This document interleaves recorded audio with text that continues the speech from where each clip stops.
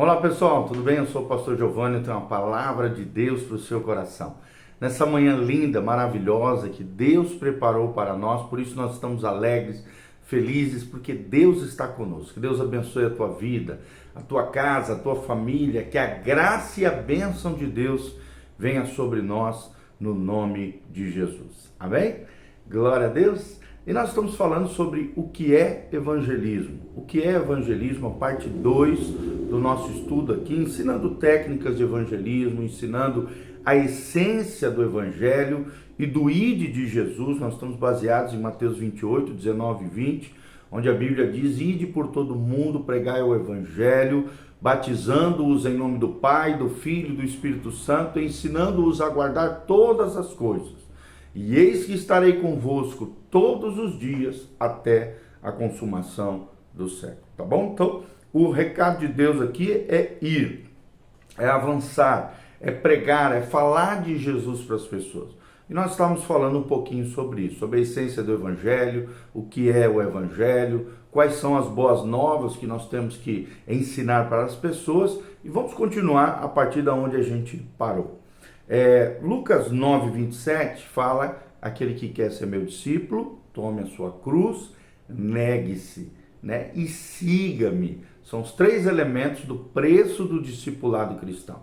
Ou seja, nós aprendemos que a essência do evangelismo deve ser levar as pessoas a compreender o preço do discipulado. E essa essência do evangelismo consiste em se começar a pregação com as exigências de Deus acerca do ser humano. É por causa do fato de que a lei de Deus não vem sendo pregada devidamente que há tanto evangelismo superficial nos nossos dias. Tantos cristãos superficiais que ainda não entenderam o preço do discipulado. Então, examine a questão por meio, por exemplo, do próprio ministério do Senhor Jesus.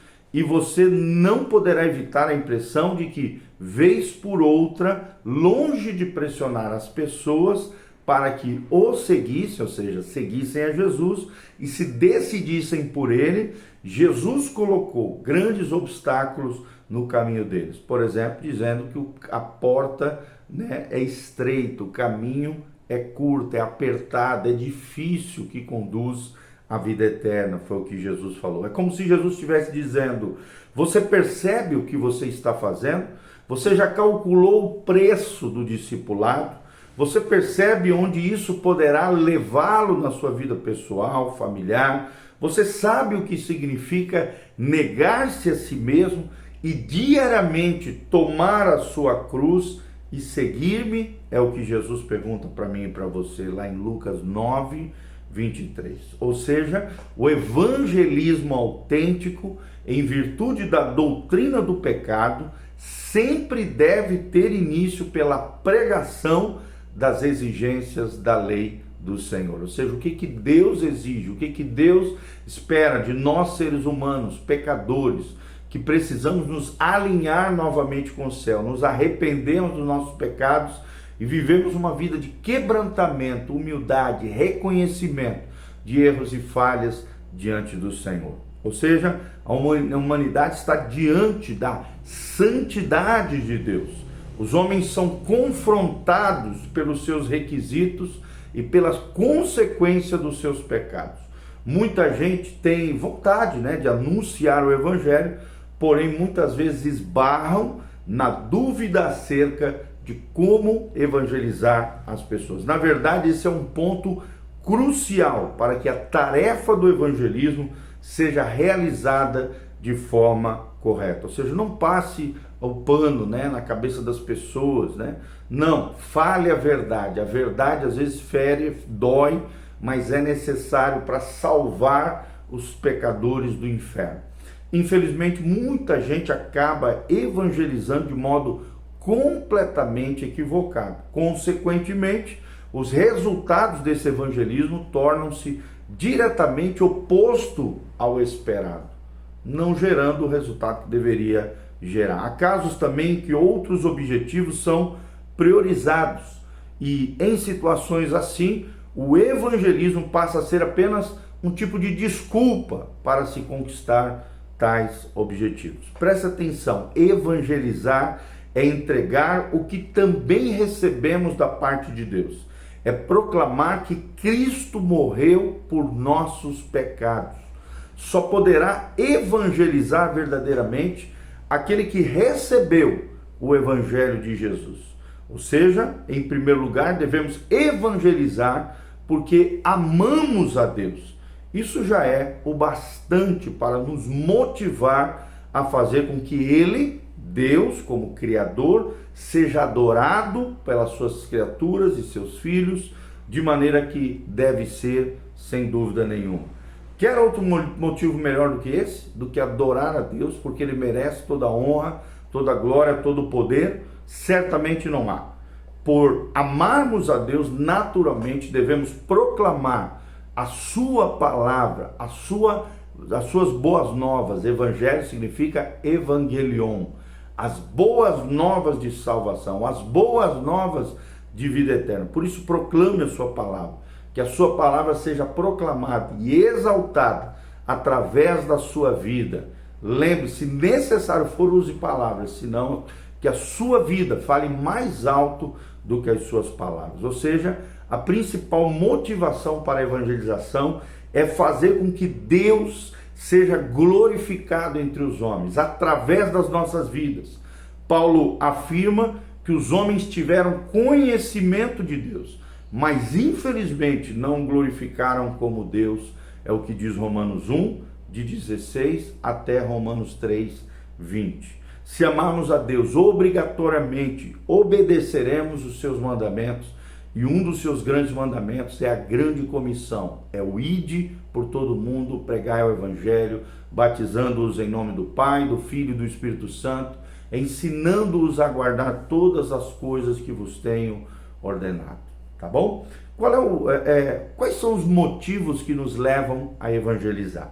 Por que eu evangelizo as pessoas? O primeiro dele é o propósito da vinda de Cristo. Jesus está voltando, por isso nós precisamos pregar o evangelho, a fim de que o máximo de pessoas sejam salvas, sejam levadas conosco para o céu. O primeiro propósito, um primeiro motivo que nos leva a evangelizar é a vinda de Jesus. Tão grande era o amor de Jesus pelas almas que ele não hesitou em tomar para si o pecado de todos nós, de toda a humanidade. O Filho de Deus se ofereceu por nós como um sacrifício de valor eterno e infinito. Ele nos ama tanto que anseia estar conosco todo o tempo, em todo lugar, com a sua presença gloriosa. E ele prometeu voltar para buscar a sua noiva, a sua igreja, o corpo místico de Cristo, formado por todos os tempos, todas as eras, por todos os cristãos, lavados pelo sangue do Cordeiro e selados com o Espírito Santo da promessa. É o que diz Efésios 1, 12 e 13. A segunda motivação do porquê precisamos evangelizar é porque foi uma ordem de Jesus. Uma ordem de Jesus, um mandamento de Jesus. A palavra é: ide por todo mundo, pregai o evangelho a toda criatura. Marcos 16, 15 e Mateus 28, 19 a 20. Como igreja de Cristo, na terra nós temos uma tríplice missão.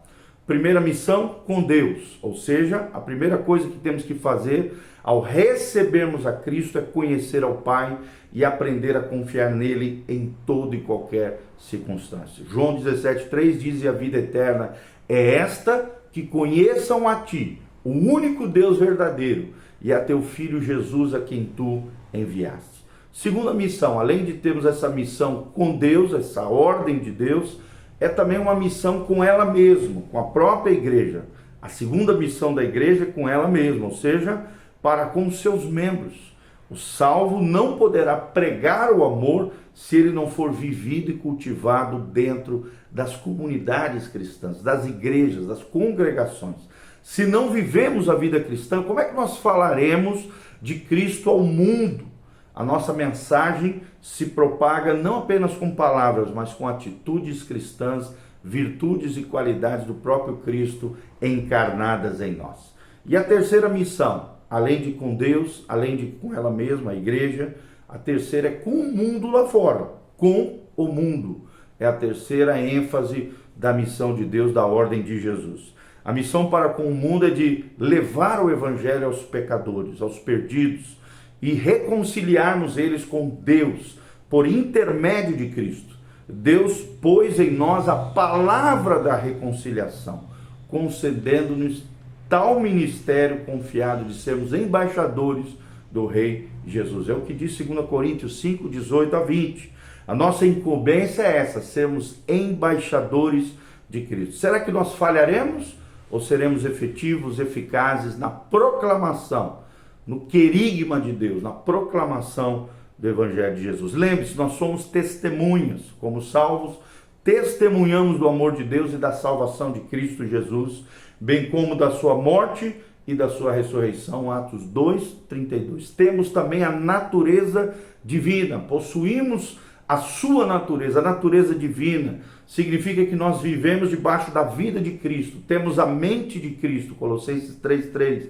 Possuímos também o mesmo sentimento que houve nele, Filipenses 2:5. E devemos amar as almas perdidas assim como ele amou. E por último, o desejo de repartir. O amor de Cristo em nosso coração leva-nos a repartir o que temos de bom. Não podemos permitir que as pessoas continuem nos caminhos escabrosos que trilhávamos antes, mas devemos trazê-las para a luz em nome de Jesus. Amém?